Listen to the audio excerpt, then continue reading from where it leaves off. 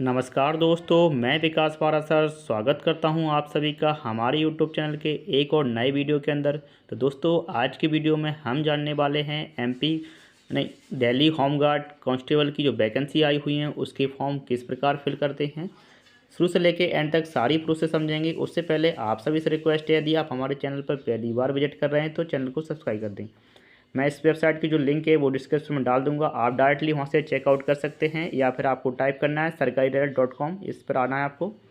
इस पर आपको दिखाई दे रहा है एप्लीकेशन वीगन, यानी स्टार्टिंग जो एप्लीकेशन की है वो 14 जनवरी 2024 से रखी गई है।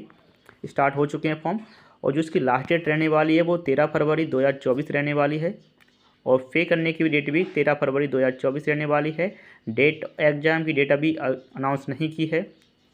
फीस की बात कर लेते हैं तो जनरल, ओबीसी और ईडब्ल्यूएस, एससी, एसटी सभी के लिए 100 रुपये फीस रहने वाली है यहाँ पर, और पेमेंट आप नेट बैंकिंग डेबिट कार्ड से कर सकते हैं। उसके बाद आप यूपीआई क्यूआर कोड से भी कर सकते हैं। जो एज की बात कर लेते हैं तो इसकी मिनिमम जो एज है वो 20 ईयर रहने वाली है, और मैक्सिमम 25-45 साल, यानी 20 से 45 साल के मध्य जो भी व्यक्ति इसमें फॉर्म डाल सकते हैं। सबसे बड़ी बात इसकी है होमगार्ड के लिए वैकेंसी है, और टोटल वैकेंसी की जो बात करिए 10,285 हैं। डोमिसाइल इन एनसीटी दिल्ली, यानी दिल्ली के मूल निवासी ही इसको फॉर्म को अप्लाई कर सकते हैं। इस बात को आपको विशेष ध्यान रखना है। और 12वीं पास होना कंपलसरी है सभी के लिए, दिल्ली के निवासी होना चाहिए, और 12वीं पास आपको होना चाहिए, तभी आप इस फॉर्म के लिए एलिजिबल हैं। इसकी हाइट की बात कर लेते हैं तो 1.65 सेंटीमीटर इसकी हाइट है फीमेल के लिए, 1.52 सेंटीमीटर। और रनिंग की 1600 मीटर की दौड़, यदि आप 30 साल की एज आपकी है तो आपको 6 मिनट में कंप्लीट करना है, और यदि आपकी 30 से 40 के बीच एज है तो आप इसे 7 मिनट में कंप्लीट कर सकते हैं, और 40 से 45 में आपको 8 मिनट में 1600 मीटर की दौड़ कंप्लीट करना है। उसके बाद यहाँ पर आता है रनिंग फीमेल के लिए, तो 1600 मीटर है जो कि इसके बाद स्क्रॉल करके हम नीचे आएंगे तो यहाँ पर आपको दिखाई दे रहा होगा अप्लाई ऑनलाइन। जैसे ही आप इस पर क्लिक करेंगे, जो दिल्ली की जो होम गार्ड की जो ऑफिशियल वेबसाइट है आप उस पर रिडायरेक्ट कर दिए जाएंगे, और आपको कुछ इस तरह का इंटरफेस दिखाई देगा। नीचे आपको एक ऑप्शन दिखाई दे रहा होगा अप्लाई ऑनलाइन, इस पर आप क्लिक करेंगे।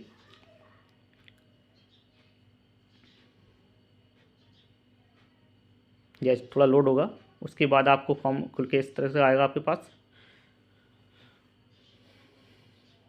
इसको आप क्लोज कर देंगे। इसके बाद आपसे पूछा रहा है एप्लीकेंट नेम, तो आप यहाँ पर कस्टमर का एप्लीकेंट नाम एंटर कर देना है। यहाँ पर ऑनलाइन पे अप्लाई ऑनलाइन पे क्लिक करेंगे तो आपको कुछ इस तरीके का इंटरफेस दिखाई देगा। यहाँ पर आपको एप्लीकेंट का नाम, यानी जिस व्यक्ति का आप फॉर्म भर रहे हैं उसका आप यहाँ पर नाम एंटर करेंगे। चलिए मैं एंटर कर लेता हूँ। इसके बाद आपसे पूछा रहा है यहाँ पर ईमेल आईडी, तो आपको यहाँ पर कैंडिडेट की ईमेल आईडी को एंटर कर देना है। उसके बाद फादर नेम या हस्बैंड नेम, यदि आप किसी लड़के का फॉर्म भर रहे हैं तो उस पर यहाँ पर फादर नेम आएगा, यदि कोई फीमेल है और वो शादीशुदा है तो वहाँ पर उसके हस्बैंड का नाम आएगा, तो आप यहाँ पर एंटर करें। इसके बाद आपसे पूछा रहा है कैटेगरी, तो आपको यहाँ पर कैटेगरी सिलेक्ट कर लेनी है। जो भी आपकी कैटेगरी हो वो आप यहाँ पर सिलेक्ट कर लें अपने अकॉर्डिंग, जैसे कि जनरल, ओबीसी, एससी, एसटी, जो भी आप इसके में कैटेगरी में आते हैं वो आप सिलेक्ट कर लें। इसके बाद आपसे पूछा रहा है जेंडर, तो आप यहाँ पर जेंडर सेलेक्ट कर लें। और फिर आपसे हाइट मांगा जा रहा है, जितनी भी आपकी हाइट हो, और आपको ध्यान रखना है सेंटीमीटर में ये हाइट है आपको एंटर करनी है, तो हम यहाँ पर हाइट एंटर कर लेते हैं।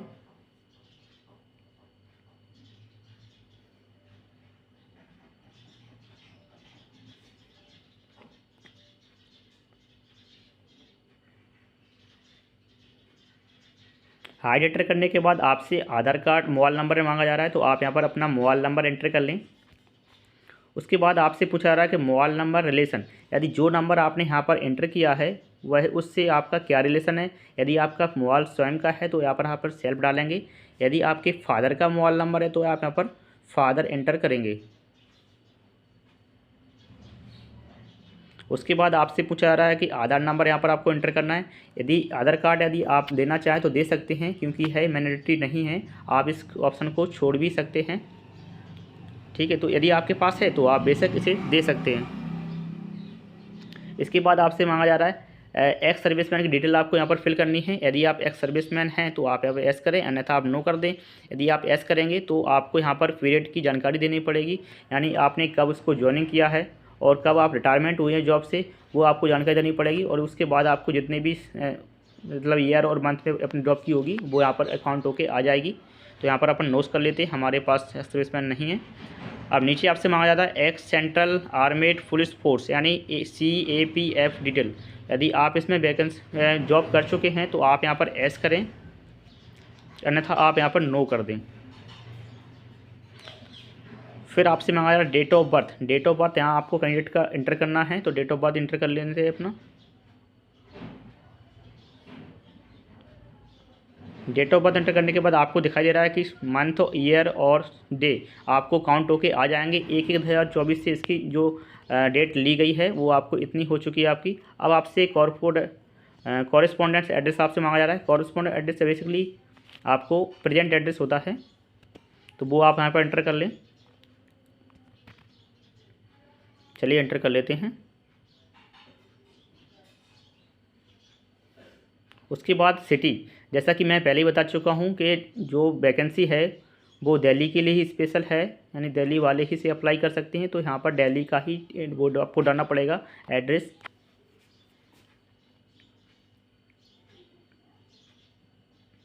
उसके बाद आप स्टेट में भी अब दिल्ली चॉइस करेंगे, क्योंकि दिल्ली के अलावा कोई ऑप्शन आपको मिलेगा नहीं।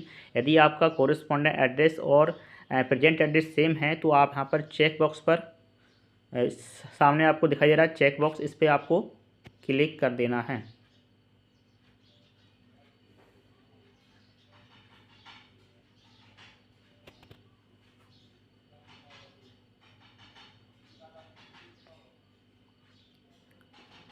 जैसे ही आप चेक बॉक्स पर क्लिक करेंगे तो आपको कुछ इस तरीके से मतलब इधर का जानकारी है जो कॉरेस्पॉन्डेंट की वो परमानेंट एड्रेस में तब्दील हो जाएगी। फिर आपसे पूछा रहा है name of proof of residence, यानी जो भी आपने एड्रेस ऊपर ऐड किया है उसका आपको एक वैलिड डॉक्यूमेंट्स देना होगा। इसके लिए यहाँ पर लिस्ट दी गई है, जैसे कि proof of residency site type, मतलब आपको प्रकार। तो आपको यहाँ पर एक डॉक्यूमेंट्स आपको यहाँ पर देना है, उस पर टिक मार्क करना है, जैसे कि पासपोर्ट हो गया, इलेक्शन कमीशन वोटर कार्ड हो गया, अपना राशन कार्ड हो गया, driving licence, duty attendant passbook and public sector bank, और certificate national bar registration department, यानी जो कि मूलवासी जाति बनाते हैं रेवेन्यू डिपार्टमेंट वाले, उससे भी ही आप डाल सकते हैं। लेकिन हम यहाँ पर वोटर कार्ड को सिलेक्ट करेंगे, तो आप यहाँ पर अपना वोटर कार्ड का जो भी आपका नंबर है वो आप यहाँ पर एंटर कर देंगे।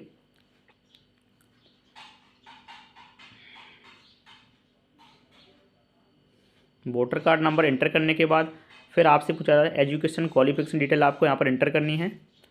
तो यहाँ पर आपसे सब्जेक्ट ऑफ द एग्जामिनेशन, यानी 10वीं पास आपने किस सब्जेक्ट से पास किया है। तो बेसिकली आप यहाँ पर आल भी डाल सकते हैं, लेकिन आल नहीं डालेंगे तो आपके जो मार्कशीट में जितने भी सब्जेक्ट होंगे उनके आपको सारे सब्जेक्टों के यहाँ पर नाम एंटर करना है।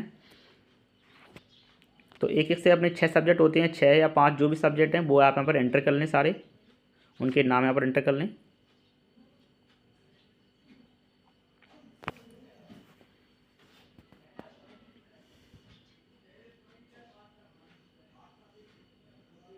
इसके बाद आपसे मांगा जा रहा है नेम ऑफ बोर्ड या यूनिवर्सिटी इंस्टीट्यूट, यानी स्कूल का नाम डाल सकते हैं, आप बोर्ड का नाम भी दे सकते हैं। यदि आप यूनिवर्सिटी भी डाल सकते हैं तो हम डाल देते हैं बोर्ड अपना। उसके बाद आपसे रोल नंबर मांगा जा रहा है, तो आपको यहाँ पर रोल नंबर एंटर कर देना है।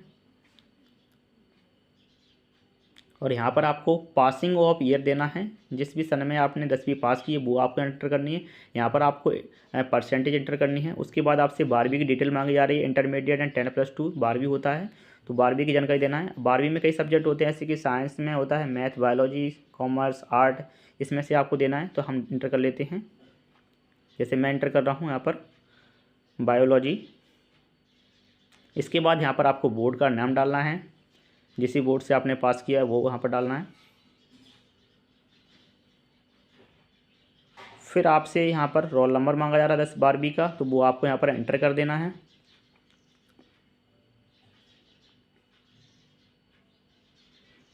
और फिर आपसे यहाँ पर पासिंग ईयर, जब भी आपने पास किया है वो आप यहाँ पर एंटर कर लें। और यहाँ पर परसेंटेज डालना है आपको, 12वीं में जितनी परसेंट आपको बनी है वो यहाँ पर डाल लें। उसके बाद यदि आप ग्रेजुएशन आपके पास है, पोस्ट ग्रेजुएशन, ये जानकारी आप देना चाहें दे सकते हैं, लेकिन मैंडेटरी नहीं है। आप देना चाहें तो दे सकते हैं। उसके बाद आप स्क्रॉल करके नीचे आएंगे तो आपको एक ऑप्शन दिखाई दे रहा होगा बोनस मार्क क्लेम, यानी बोनस मार्क यदि आप अतिरिक्त नंबर लेना चाहते हैं तो आपके पास एनसीसी सर्टिफिकेट होना चाहिए, तभी आप मतलब बोनस मार्क ले सकते हैं। यदि आपके पास नहीं है तो आप यहाँ पर नो कर दें। और फिर आपसे पूछा certificate of basic of advance course, यदि आपने कोई अलग एडवांस कोर्स किया है तो उसकी जो नीचे जानकारी दी है इनमें से आपने यदि कोई कोर्स किया तो एस कर दें, अन्यथा आप यहाँ पर नो कर दें। फिर आपसे पूछा रहा होम गार्ड वॉलंटियर डिटेल, यानी ये मांगा जा रहा है तो आप यहाँ पर एलिजिबल हैं तो एस कर दें, यदि आप आते हैं तो एस करें और नहीं तो नो कर दें। सिविल डिफेंस वॉलंटियर यदि एस करें, आते हैं तो एस करें, नहीं तो नो कर दें। उसके बाद थोड़ा स्क्रॉल करके नीचे आएंगे तो आपसे photo upload and left thumb आप यहाँ पर आपको सबमिट करना होगा, नहीं अपलोड करना होगा। तो उसके लिए आपको कुछ गाइडलाइंस दी गई हैं, जैसे कि फ़ोटो को अप्लाई करने की 20 से 50 KB के मध्य आपका फ़ोटो होना चाहिए और सिग्नेचर भी 10 से 60-50 KB होना चाहिए। और जो थम्स है वो आपको लेफ्ट थंब वो 10 से 50 KB के मध्य इनका साइज़ होना चाहिए। और ये तीनों डॉक्यूमेंट्स है वो JPG और JPEG फाइल में ही आपको अपलोड करने होंगे। तो चलिए हम डॉक्यूमेंट्स अपलोड कर लेते हैं, उसके बाद समझते हैं आगे की प्रोसेस। डॉक्यूमेंट्स अपलोड करने के पश्चात आपको एक नीचे ऑप्शन दिखाई दे रहा होगा प्रीव्यू का, इस पर आपको क्लिक करना है। जैसे आप प्रीव्यू पर क्लिक करेंगे तो आपको एक ऑप्शन यहाँ पर दिखाई दे रहा होगा ऊपर जनरेट एंड इंटर OTP, तो इस पर आपको एक बार क्लिक कर देना है।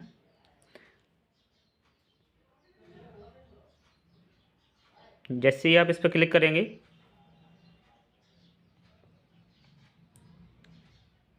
तो आपके जो रजिस्टर्ड मॉल और ईमेल पे एक OTP भेज दिया जाएगा, उस पर आप ओके कर देंगे। ओके करने के बाद जो OTP और आपको रिसीव हुआ है वो आपको यहाँ पर एंटर करना है। तो चलिए हम एंटर कर लेते हैं और यहाँ पर कैप्चा फिल कर लेते हैं। फिर आप डिक्लेरेशन पर क्लिक करेंगे और यदि आप करेक्शन करना चाहते तो करेक्शन कर सकते हैं, नहीं तो आप सबमिट करेंगे। यदि आपने कोई गलती की है तो करेक्शन करें, अथवा आपको सही लगता है कि सही जानकारी से सबमिट कर दें और सबमिट करेंगे और बटन पे क्लिक करेंगे तो आपको इस तरह का पॉपअप शो करेगा, आप इसको ओके कर देंगे। यहाँ से पूछा जा रहा है कि आप सबमिट करने के बाद कोई भी मतलब करेक्शन इस फॉर्म में नहीं कर सकते हैं, तो आप पहले चेक कर लें। जब भी आप फाइनल सबमिट पर क्लिक करें ओके करेंगे ऐसे ही। जैसे आप ओके करेंगे तो आपका यहाँ पर इस तरह का दिखाई देगा, आपका ऊपर नाम दिखाई देगा, रजिस्ट्रेशन नंबर आपको दिखाई देगा प्रेफरेंस वाला, और यहाँ डेट ऑफ बर्थ। जो एप्लीकेशन स्टेटस है वो आपको इनकम्प्लीट दिखाएगा क्योंकि अभी पेमेंट करना पड़ेगा इसके बाद अपन को, और कब आपने फॉर्म भरा है वो डेट यहाँ पर दिखाई देगी। इसके बाद आप नीचे आएंगे तो एक पॉपअप पे क्लिक करेंगे आई डिक्लेरेशन पे और पे नाउ पे क्लिक करेंगे। तो जैसे ही आप पे नाउ पे क्लिक करेंगे तो आपको कुछ इस तरह का इंटरफेस दिखाई देगा। इसमें आप सब देख सकते हैं 100 रुपये इसका फ़ीस है। यदि आप डेबिट कार्ड से और क्रेडिट कार्ड से पेमेंट करते हैं तो आपको 100 रुपये फ़ीस देनी पड़ेगी, लेकिन UPI वैलेट और QR कोड से आप स्कैन करेंगे तो आपको 9 रुपये एक्स्ट्रा पे करना पड़ेगा। जैसे कि आप देख पा रहे हैं 109 रुपये आपको पेमेंट करना पड़ेगा। पेमेंट कंफर्म होने के बाद तो आप यहाँ से पेमेंट कर लेंगे। जैसे आप पेमेंट कंफर्म हो जाएगा तो आप इस वाले पेज पे जाएंगे और नीचे आपको ऑप्शन दिखाई दे रहा होगा टू डाउनलोड एप्लीकेशन फॉर्म, इस पर आपको क्लिक कर देना है। क्लिक करने के बाद जो भी आपका जो रजिस्ट्रेशन नंबर है या पेमेंट रेफरेंस नंबर है वो आप यहाँ पर एंटर करेंगे और डेट ऑफ बर्थ डाल के लॉगिन कर लेंगे, तो आपका जो प्रिंट है वो फाइनल प्रिंट होके आ जाएगा। तो अच्छा लगा हो तो आप वीडियो को लाइक कर दें और ऐसी वीडियो को देखने के लिए हमारे चैनल को सब्सक्राइब कर लें, क्योंकि हमारे चैनल पर ऑनलाइन फॉर्म संबंधित आपको जानकारी मिलती रहेगी। जय हिंद।